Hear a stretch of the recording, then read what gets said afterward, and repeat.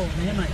මධ්‍යම පළාත් අධ්‍යාපන සහ ප්‍රධාන මාත්‍රාංශයේ ලේකම් අදුපාණී දේශේන මන්ත්‍රිය ගණන් කරනවා.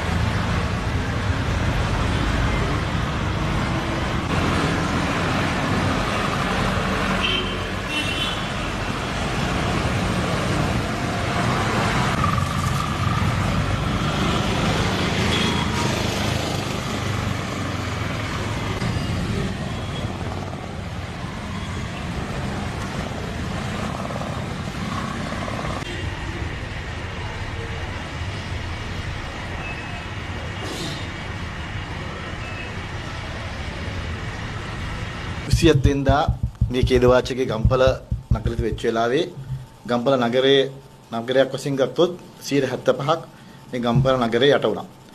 අත් වශයෙන්ම කියනවා නම් ගම්පල නගරේ නිවාස 18000ක් පමණ තියෙන නිවාස වරිපරන්ලාභීන් නිවාස තිබෙන ගම්පල නගරේ මේ දිත්වා 1980 න් පස්සේ මම හිතන්නේ නිවාස සියල්ලම යට වුණා. ඇත්තටම ගම්පල නගරේ නගරාධිපතිතුමා සහ නාගරික මන්ත්‍රීවරු කණ්ඩායම මම දන්නේ මේ කුණු කසල ප්‍රශ්නයට විශාල මම හිතන්නේ විශාල වශයෙන් අධි ගැටලුවකට මුහුණ දුන්නා. ඉතින් අත්‍තරම කියනවා ගම්පල නගරේ එදිනදා දෛනික කුණු නෙවෙයි දෛනික කුණු නෙවෙයි මේ සිදුවීම ඉත්තන් පස්සේ අධිච්ච කුණු තමයි මේ නගරේට එක්කහුනේ. අත්‍තර මේ කුණු ප්‍රමාණය මම හිතන්නේ විශාල කුණු ප්‍රමාණයක්. අපි නගරාත්මක කිව්ව විදිහට සාමාන්‍ය නගර සභාවකට දෛනිකව මුහුණ දෙන්න පුළුවන් කුණු ප්‍රමාණයක් නෙවෙයි. ඉතින් මේක ගම්පල නගරේ ගත්තොත් සෑම මාර්ගයෙන් පාසා මේ ජනතාව කුණු ගෙනල්ලා මම හිතන්නේ නගරයට දැම්මා. පසුව මම හිතන්නේ වර්තමාන ආණ්ඩුව ගැන මම මතක් කරනවා. වර්තමාන ආණ්ඩුවේ නගරාධිපතිතුමාට මේ කුණු ප්‍රශ්නය ආපෙලාවේදී ඇත්තටම හැකියාවෙන් උදව් කරා.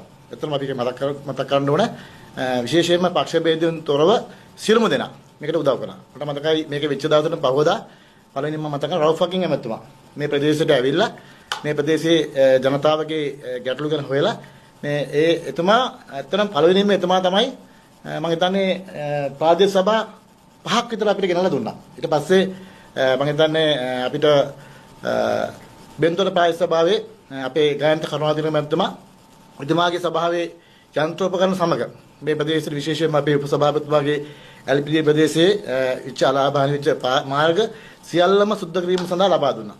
නමුත් මේක මේ ක්‍රියාදාමයේ යන වෙලාවේදී ඇතම් අය මම හිතන්නේ මේ සමාජ මාධ්‍ය තුලින් විවිධ මත විවිධ දේවල් ප්‍රචාර කරා.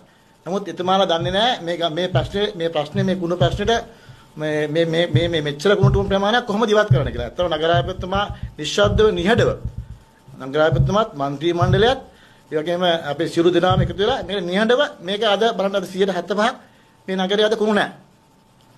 නමුත් සමහර අය අර ෆෝන් තියාගෙන මම හිතන්නේ දැක්කොත් මෙතන මේවා කරනවා මේකල දාලා මේ සමාජ මාධ්‍ය වල දැම්මා. ඇත්තටම අද දැන් ඔන්න හොඳට පුළුවන් බලන්න මම විශේෂයෙන් ඉල්ලීමක් කරනවා සියලුම මාධ්‍ය වලට.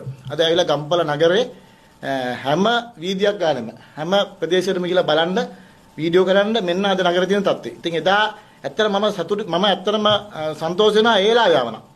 ඒලාවේ තිබ්බ එකේ වීඩියෝ එකක් කරන් මුළු නගරෙම තිබ්බ කුණු ප්‍රමාණය ඇත්තටම මාධ්‍යයෙන් දැම්මම නම් දැන් තියෙන තත්ත්වයේ එදා තියෙන තත්ත්වය අතර වෙනස තේරෙනවා. ඉතින් ඇත්තටම විශේෂයෙන්ම මේ ප්‍රශ්නේදී ඇත්තටම අපි ප්‍රාදේශ සභාවේ මේ නගර සභාවේ නගරාධිපතිතුමාට යම් විශේෂ විවිධ තෝතන විවිධ දේවල් කව ඇත්තට මමත් අපහසුතාවටපත් වුණා සංවිධායකයෙක් වශයෙන්.